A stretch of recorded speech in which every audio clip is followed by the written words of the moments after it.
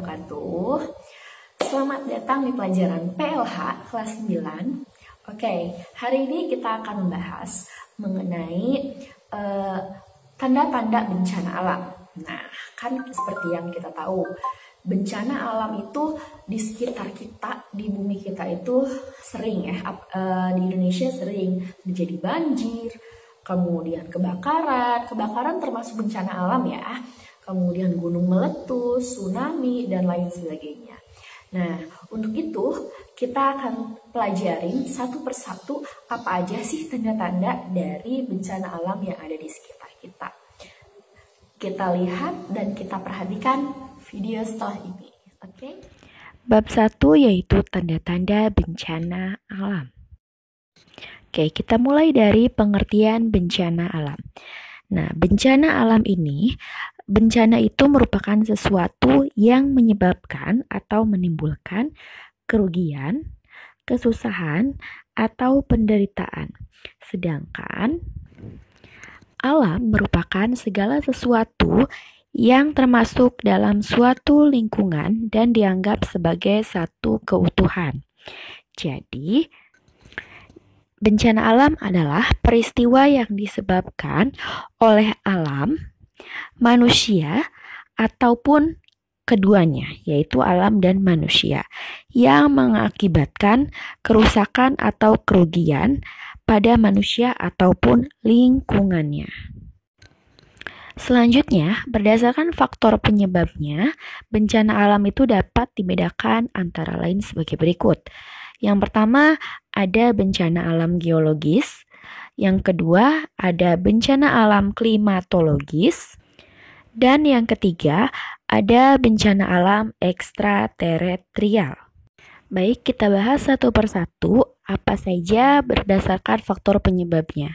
Nah, yang pertama ada bencana alam geologis adalah bencana yang disebabkan oleh faktor tenaga dari bumi, yaitu tenaga yang berasal dari dalam bumi. Nah, tenaga endogen ini meliputi vulkanisme atau aktivitas gunung api dan tektonisme atau gerakan lapisan bumi. Jadi, jenis bencana alam geologis yang disebabkan tadi oleh aktivitas gunung api ataupun gerakan lapisan bumi antara lain gempa bumi, tsunami, gunung meletus, tanah longsor atau retakan tanah, dan amblesan tanah. Itu semuanya adalah jenis bencana alam geologis. Kemudian yang selanjutnya ada bencana alam klimatologis. Adalah bencana yang disebabkan oleh faktor-faktor cuaca dan juga iklim. Misalnya karena curah hujan yang tinggi. Karena curah hujan yang tinggi terjadilah petir, kemudian angin puting beliung atau angin topan. Kemudian terjadi kekeringan, kebakaran hutan karena faktor alamiah misalkan karena petir. Nah, itu merupakan contoh-contoh atau jenis-jenis dari bencana alam klimatologis. Nah, yang terakhir ada bencana alam ekstraterestrial, yaitu bencana alam yang disebabkan oleh adanya benda-benda angkasa luar atau meteor yang jatuh ke permukaan bumi. Selain dari ketiga bencana alam tersebut, ada juga beberapa peristiwa bencana alam yang dipicu atau dikarenakan oleh manusia, seperti diantaranya penebangan hutan, maka terjadilah longsor, kemudian ada kebakaran hutan, ataupun banjir dikarenakan manusia membuang sampah tidak pada tempatnya atau pada sungai dan laut.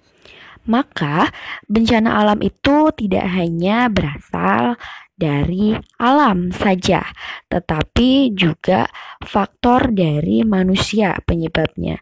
Maka faktor-faktor yang menyebabkan ada manusia dan juga alam, keduanya berperan dalam bencana alam. Nah, berikut adalah macam-macam dari bencana alam. Di antaranya ada gempa bumi, tsunami, gunung meletus, kebakaran hutan, tanah longsor, dan juga banjir. Oke, kita akan bahas satu persatu mengenai bencana-bencana alam tadi. Yang pertama, kita akan membahas tentang pengertian gempa bumi.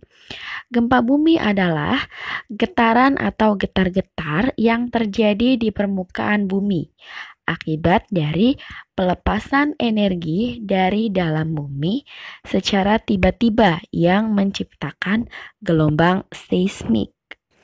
Gempa bumi ini dapat terjadi di suatu tempat secara tiba-tiba. Jadi, walaupun misalkan lagi kondisi biasa, tiba-tiba tanpa tanda-tanda awal sebagai peringatan, tiba-tiba terjadilah gempa bumi.